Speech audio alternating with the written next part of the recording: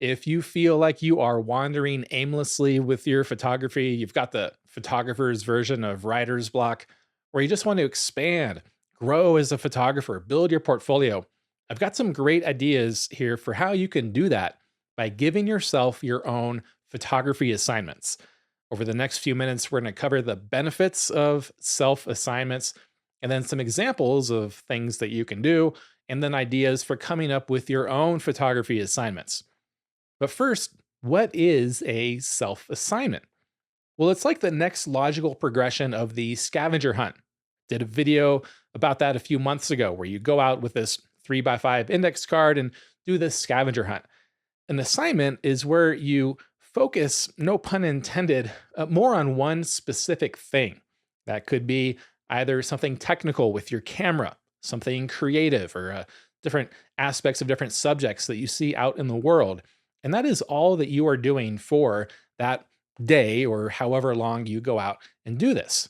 And then the next progression after that is more of a long term photography project where you're doing this kind of thing over a period of some photographers have been working on photography projects for decades.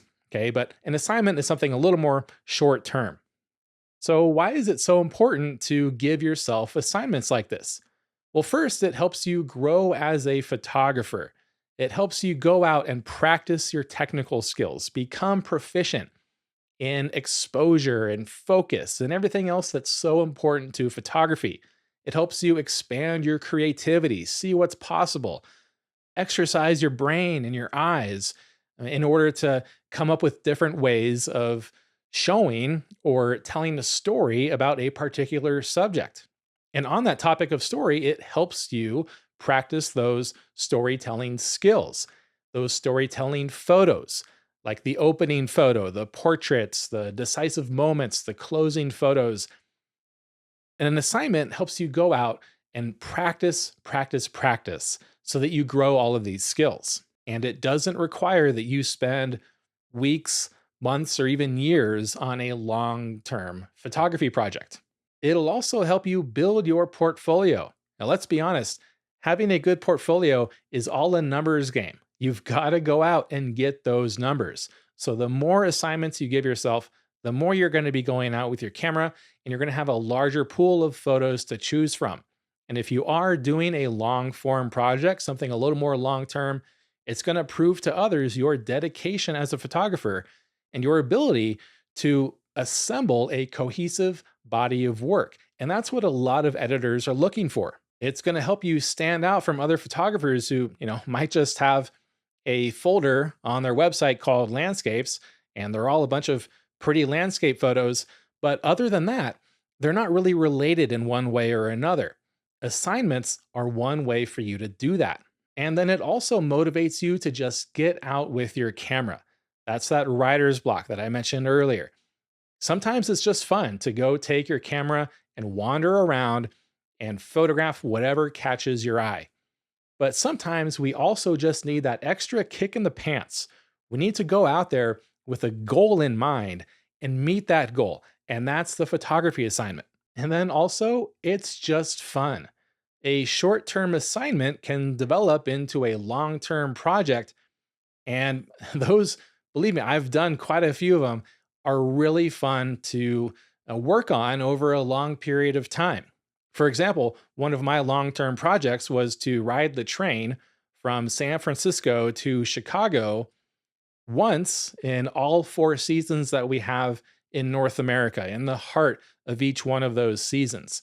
So, one thing that I thought was really fun to do was take pictures of the same location from the train as you whiz by it going 60 miles an hour and try to get the same photos of the same location in the different seasons, just so you can contrast what, one building might look like between winter and spring. And that kind of challenge is really fun. And again, it motivates you, it builds your skills, and it gives you a reason to go out with your camera and create that portfolio. So, how do you come up with these assignments? What are you going to do?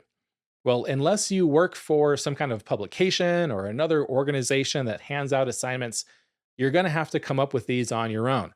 And even if you are with one of these organizations, you're still going to want to give yourself your own photography assignments. When I was an associate at Photographers Without Borders, assignments would come down. Hey, go to Peru for 2 weeks and tell this story. And that was my assignment. I had constraints, I had a goal, I had a story that I had to tell, and it was a lot of fun. But those things didn't come down very often. So in the middle, I would have to come up with these kinds of assignments to do on my own. One thing that you can do is just go out with a fixed focal length. Tell yourself, today, I'm just going to go out and I'm going to shoot with a 35 millimeter lens. If you only have a zoom lens, tape that barrel at 35 millimeters or whatever focal length it is that you choose. And what this is going to do is it's going to force you to move around, use your feet. You're not just going to be able to stand in one spot and rotate that zoom ring to get the composition that you want. You're going to have to do that with intent. It's also going to help you see in different focal lengths. It's going to help you kind of learn what those angles of view and what kind of perspective distortion is associated with all of these different focal lengths and how you can use them in your storytelling. So that's one assignment that you can do repeatedly over and over with different focal lengths. You can also go out with the assignment of saying, I'm going to go on this hike for 3 hours, and in those 3 hours, I am going to come home with exactly 25 photos, no more and no less. And I did another video about this recently about treating your memory cards like film. This too is going to force you to think with intent, to compose with intent about every single time you press the shutter button. That's another great way to improve your skills. If you are a RAW only photographer, you could give yourself the assignment of, today I am only going to record the JPEG file format. And what that's going to do is it's going to force you to think about all of those other technical aspects that you might just say, I'm going to fix that in post. I don't really need to be too precise with my exposure because I can always fix it in post processing. Well, if you go out only recording the JPEG file format, you're going to be forced to think about all of these technical aspects of photography more than you normally would because you don't have the luxury of fixing them in post processing. And doing that on one assignment will improve the rest of your raw photos after that because you're going to be thinking about all of these things in the back of your head. Or you could just pick a specific subject, a color like purple. Go out and photograph purple. Or a thing like car tires. Today, I'm only going to go out and photograph car tires. Or it could be something a little more ambiguous, like the shapes of leaves, or a feeling like happiness. Doing this will help you see things that you might otherwise not see, and it'll force you to present those things in a much more creative manner. Those are just a few examples, but you're probably going to want more. You're going to want things that are a little more aligned to who you are. And so to do that, just brainstorm. Use what's called idea mapping or idea clustering, where you just write down some very broad categories and then you kind of drill down and you get much more specific within those categories. So here's an example of something that I did a while ago where I wrote down one big category of camera and then another big category of subjects. And then within the camera category, I broke that down into subcategories of technical and creative. Technical, that's where I got that shoot with a fixed focal length of 35 millimeters, or only photograph with a vertical composition. And then in the creative subcategory, things like only photographing in black and white, or only photographing from ground level. And then in the subjects category, I broke that into subcategories of streets, stills, and landscapes. And streets, you could focus on just reflections or hats.